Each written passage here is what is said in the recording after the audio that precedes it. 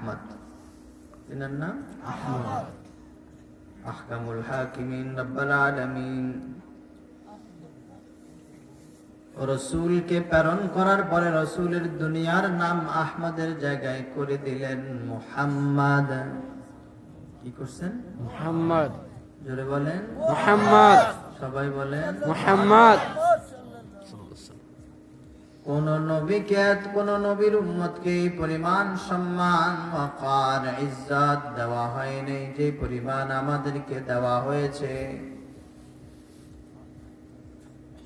এই আখেরি নবীর উম্মতের দাম অন্যান্য নবীর উম্মতের চেয়ে 1000 গুণ, কোটি গুণ বেশি। সুবহানাল্লাহ। ওয়া আনতুম খায়রুল উমাম, সব উম্মতের ভিতরে শ্রেষ্ঠ উম্মত আপনারা।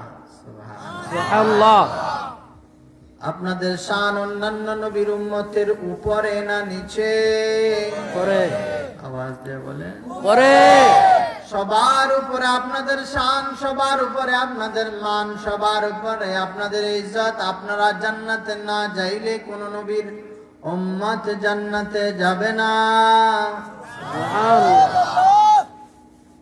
আপনাদেরকে আফজল উম্মত বলা হয়, আশরাফ উম্মত বলা হয়, খাতামুল উম্মাহ বলা হয়, খায়রে উম্মত বলা হয়। কোরআনের ভিতরে আপনাদের তো খায়রে উম্মত আল্লাহই বলে দিয়েছে। সুবহানাল্লাহ।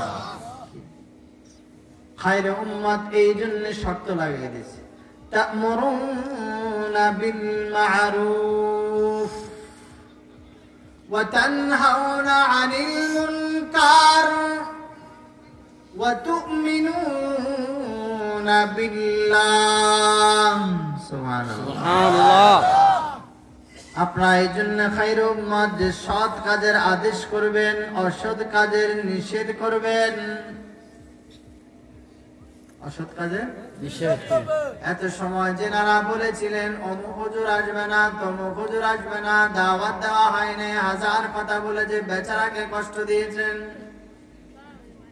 এই জন্য যেনারা বলেছেন তিনারা ক্ষমা চাইতে হবে। যদি না চান আল্লাহর আদালতে আসামির কাঠগড়ায় দাঁড়াতে